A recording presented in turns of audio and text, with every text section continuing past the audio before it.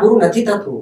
2010ની સાલમાં પ્રમુખ સ્વામી મહારાજ અમદાવાદમાં હતા અને તે વખતે સ્વામી એક મીટિંગમાં હતા અને મીટિંગ લાંબી ચાલી અને મીટિંગમાં અમે બધા બેઠા હતા, પણ એ પતી ગઈ, થાકીને અમે બહાર આવ્યા. પાછી બીજી મીટિંગ તો પ્રમુખ સ્વામીને ચાલતી હતી જ.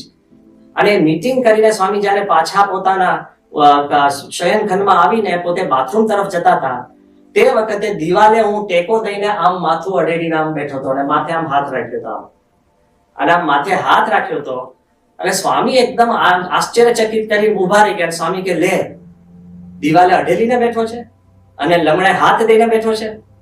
એટલે મેં સ્વામીને હસતા હસતા કીધું કે સ્વામી શું કરું, ઉંમર થઈ ગઈ છે. અને સ્વામી એકદમ હસતા હસતા સ્વામી બોલ્યા, સ્વામી કે હજુ તો અમારી ઉંમરની અડધી ઉંમર નથી થઈ. એમ કરીને સ્વામી લઘુ કરવા જતા હતા અને પછી પાછા બહાર આવ્યા. સ્વામી કીધું કે તમે સવારે પૂજામાં અને સાંજની સભામાં જાહેરાતો કરો છો કે અમે 100 વર્ષ જીવીએ, 100 વર્ષ જીવીએ. તો સ્વામી કે હું પણ રોજ પૂજામાં માળા ફેરવું છું કે અક્ષર પુરુષોત્તમ સંસ્થાના તમામ સંતો અને હરિભક્તો 100 વર્ષ જીવે અને છેલ્લા શ્વાસ સુધી અક્ષર પુરુષોત્તમની સેવા કરે. ક્વોટ અનક્વોટ, જીવવાનો પણ આધાર અક્ષર પુરુષોત્તમની સેવા. What clarity! અને એકલું સ્વામી બોલી ગયા એવું નથી, હી હેઝ ડન ઇટ. આપણને ઉપદેશ આપે એવું નથી. દરેક ક્રિયા અને દરેક કાર્યમાં પ્રમુખ સ્વામી મહારાજે અક્ષર પુરુષોત્તમનું જ પ્રાધાન્ય, છેલ્લા શ્વાસ સુધી. એટલે આપને જાણીને એકદમ આશ્ચર્ય થશે કે 13 ઓગસ્ટ જે દિવસે બાપા ધામમાં ગયા, 2011 થી પ્રમુખ સ્વામી મહારાજ ભદ્રેશ સ્વામીને વારંવાર કહેતા કે વેદ ઉપર ભાષ્ય કરો, વેદ ઉપર ભાષ્ય કરો. ભદ્રેશ સ્વામીએ બાપાને કીધું કે બાપા એક વેદ ભણવો ને 1 વર્ષ જાય અને વેદ ઉપર ભાષ્ય કઈ કરવું હોય ને તો 10 વર્ષ જાય. સ્વામી કે તમારે 5 વર્ષમાં પૂરું કરી દેવું, 5 વર્ષમાં પૂરું કરી દેવું. અને 10 થી 11 વખત સ્વામીએ યાદ કરાવ્યું હશે, પ્રેમથી પ્રસાદ આપે, આ કરે, 4 જણની વચમાં અવનવર સ્વામી આ ટકોર કર્યા કરે.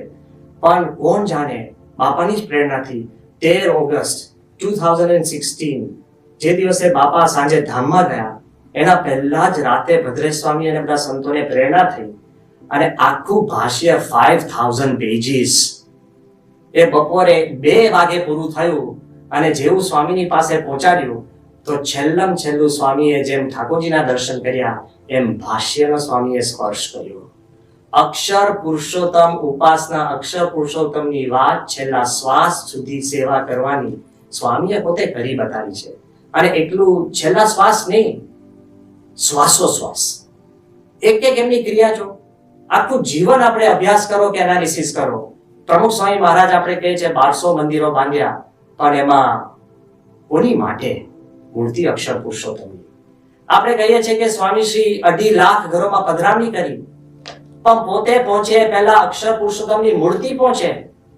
હરિકૃષ્ણ મહારાજ સાથે અક્ષર પુરુષોત્તમની ચિત્ર પ્રતિમા દરેક ઘરમાં ગઈ છે. આરતી કોની થતી હતી? પ્રમુખ સ્વામીની કે અક્ષર પુરુષોત્તમની? અક્ષર પુરુષોત્તમની. આપણે કહીએ છીએ કે પ્રમુખ સ્વામી મહારાજે 7.5 લાખ પત્રો લખ્યા. દરેક પત્રની ઉપર સ્વામી શ્રીજી. વોટ ઇઝ સ્વામી શ્રીજી? અક્ષર પુરુષોત્તમ. દરેક પત્રની પાછળ પણ અક્ષર પુરુષોત્તમ. પ્રમુખ સ્વામી મહારાજનું એક પ્રવચન લઈ આવો. સ્વામીએ જાહેરમાં પ્રવચન કર્યું હોય, એ ગમે તે પોતે મીટિંગમાંથી બહાર આવ્યા હોય, ગમે તેના વ્યસ્ત હોય, ગમે તેવી પ્રવૃત્તિ કરીને આવ્યા હોય, જેવું સ્વામી આગળ તમે માઇક મૂકો અને પ્રવચન કરો, એમાં આત્મા થઈને પરમાત્માની ભક્તિની વાત આવે ને આવે જ. કદાચ દ્રષ્ટાંત દ્વારા આવે, કોઈક વિચાર દ્વારા આવે, દેહભાવથી ફળ કરવાની વાત આવે ને આવે. આત્મા થઈને પરમાત્માની ભક્તિ એટલે શું? અક્ષર થઈ અને પુરુષોત્તમની ભક્તિ. ક્લિયર જ. કોઈ પણ એમને આશીર્વાદ આપ્યા છે. સ્વામીએ આશીર્વાદ લખ્યા હોય. મને યાદ છે કે જામનગર મંદિર પણ બહુ અશક્ય જેવું હતું ને એક ચમત્કાર જેવું છે, પણ જામનગરના મંદિરના નકશાની નીચે સ્વામીએ 4 લીટી આશીર્વાદ લખ્યા. અને જ્યારે અમે આશીર્વાદ વાંચ્યા ને તો બધા આશ્ચર્યચકિત થઈ ગયા. આપણને લાગે બાપાએ બહુ લખ્યું 4 લીટી, પણ પહેલી 2 લીટી શું હતી કે ભગવાન સ્વામિનારાયણ અને ગુણાત્યાન સ્વામીની કૃપાથી, મહારાજ સ્વામીની કૃપાથી અને શાસ્ત્રીજી મહારાજ અને યોગીજી મહારાજના પ્રતાપે જામનગરમાં મંદિર અદ્ભુત થાય. એટલે પછી અમે સ્વામીને કીધું હસતા હસતા, મેં કીધું બાપા કોઈને લાગે આટલું બધા આશીર્વાદ લખી આપો, પણ પહેલી 2 લીટી તો એની એ જ હોય છે. દરેક આશીર્વાદમાં પહેલી 2 લીટી એની એ જ હોય છે અને પછીની લીટીમાં કઈક આશીર્વાદ હોય. તો સ્વામી શું કે માર્મિક રીતે સ્વામી કે સમજી રાખવું, આ પહેલી 2 લીટીને લીધે નીચલું સિદ્ધ થાય છે. પહેલી બે લીટીને લીધે નીચલું સિદ્ધ થાય છે. અક્ષર પુરુષોત્તમની ઉપાસના, અક્ષર પુરુષોત્તમના મહિમાના કારણે સંસ્થામાં જે કાંઈ ઐશ્વર્ય કે સિદ્ધિ દેખાય છે એના આધારે છે. જ્યારે બાળ મહોત્સવ હતો 2004ની સાલમાં અને 25,000 બાળકો હતા અને કલામ સાહેબ આવવાના હતા. કલામ સાહેબ તો ગુજરાતી સમજી ન શકે અને બાળકોને તો સ્વામી અમને સંતોને બોલાવ્યા અને સ્વામીએ કીધું કે આ બાળ મહોત્સવ છે, કલામ સાહેબ અમે શું વાતો કરીએ. અમે બધું આપણે તો સ્વામીએ કીધું એટલે કીધું કે બાપા તમે યોગી મહારાજનું દ્રષ્ટાંત આપજો કે આ બાળકો છે એટલે પછી કઈક નાની વાર્તા કેવી પડે, કારણ કે 25,000 બાળકો એટલે. તો સ્વામી આવીને તો શરૂ કરી દીધું આત્મા પરમાત્માની વાતો. ઓ બાપરે, અમને આશ્ચર્ય થયું કે 25,000 બાળકો, કલામ સાહેબ બેઠા છે અને આત્મા પરમાત્માની સ્વામીએ વાતો શરૂ કરી. પણ કલામ સાહેબને ગુણ આવ્યો. કલામ સાહેબ પછી કીધું કે પ્રમુખ સ્વામી મહારાજે એને ડીપ સ્પિરિચ્યુઅલ ટ્રુથ કીધું, આત્મા પરમાત્માની વાત કરી. તો એ બાળકોને બાળકની જેમ જોતા નથી, એ દરેકને આત્મા જુએ છે. પ્રમુખ સ્વામી મહારાજ પોતાની જે રીત છે એ કાંઈક અનોખી અને જુદી હતી.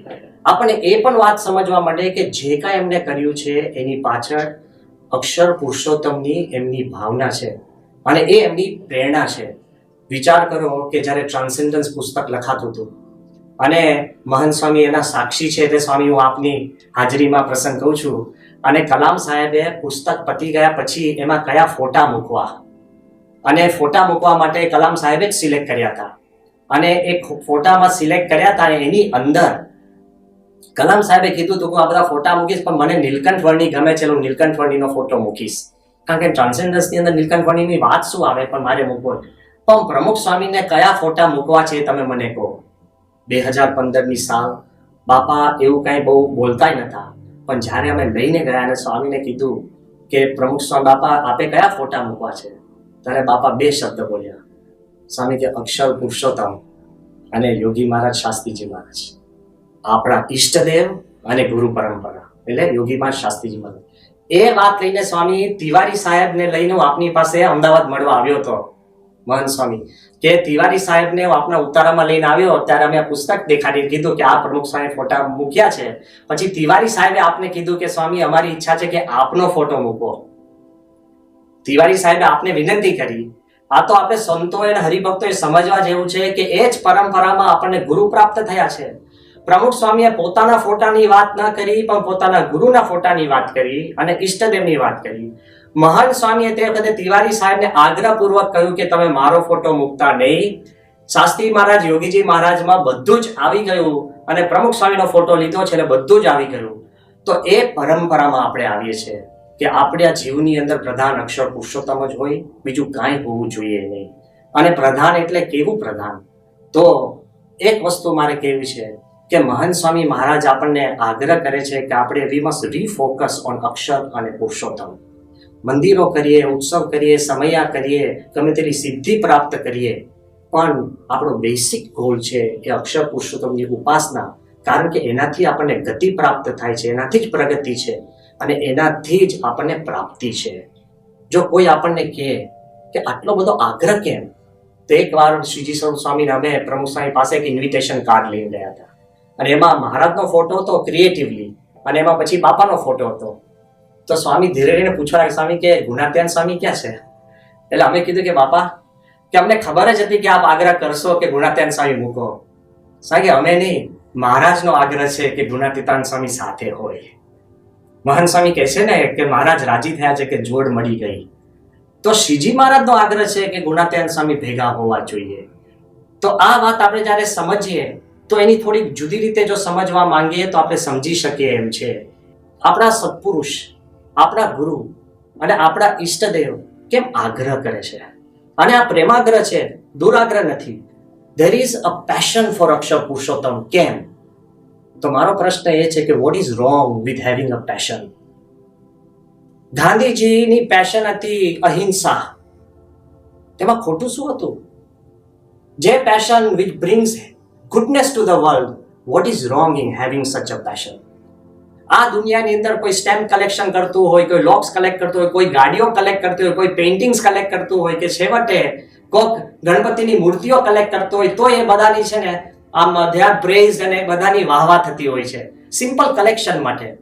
કોક આખી જિંદગી એ ઝાડ બચાવવામાં કાઢે કે પાણી બચાવવામાં કાઢે કે પછી હાથી બચાવવામાં કાઢે કે એન્વાયરમેન્ટ બચાવવામાં કાઢે, કોઈ પોતાની આખી જિંદગી કોઈ કોઝ માટે પેશન રાખે તો પણ એની વાહવા થતી હોય છે. તો હું એમ કહું છું કે કોક આખી જિંદગી અક્ષર પુરુષોત્તમની પાછળ લગન દઈને લગ્ની રાખીને જીવન સંપૂર્ણ મૂકે અને એનાથી દુનિયાનું હિત થતું હોય, આ અક્ષર પુરુષોત્તમની ઉપાસનાના કારણે પ્રમુખ સ્વામી મહારાજ 1200 સુંદર મંદિર આપી શક્યા. What a beauty! એના આધારે જ આવા સુંદર હરિભક્તો, કાર્યકરો, એકદમ ઈમાનદાર, મોરલી પ્યોર, સ્પિરિચ્યુઅલી હાઈ એવા સંતો એ દુનિયાને ભેટ આપી અને એવો સમાજ તૈયાર કર્યો કે વ્યસન મુક્ત હોય, ભય મુક્ત હોય, પોતે સમાજ એકદમ ઈમાનદાર હોય. તે દુનિયાની સેવા થઈ કે અસેવા? તમારી પેશન દ્વારા દુનિયાની સેવા થતી હોય તો આપણે એને શિર સાથે વધાવવી જોઈએ. અને અક્ષર પુરુષોત્તમના જ્ઞાને, અક્ષર પુરુષોત્તમનું જ્ઞાન એટલે કે તમે દેહથી પર, આત્મા થઈને પરમાત્માની ભક્તિ, બીજામાં પણ દેહભાવ ન જુઓ. એ અક્ષર પુરુષોત્તમના જ્ઞાનના બળે આપણા માણસનું, વ્યક્તિનું માનસ બદલાઈ જતું હોય. બીજામાં દિવ્ય ભાવ, કહેતા કે સંપૂર્ણ વેર મુક્ત સમાજ થતો હોય, ભેદભાવથી પર તૈયાર થતો હોય. એના પાયામાં અક્ષર પુરુષોત્તમનું જ્ઞાન છે. કેવળ મંદિરો નહીં, કેવળ આવી પ્રવૃત્તિ નહીં, કેવળ આવું જીવન નહીં, પણ સમજણ દે લાખો વર્ષ સુધી ટકે એમ છે કે જ્યારે દેહભાવથી તમે પર થઈ શકો આ મૂળ જ્ઞાનથી, તો તમારું આપણું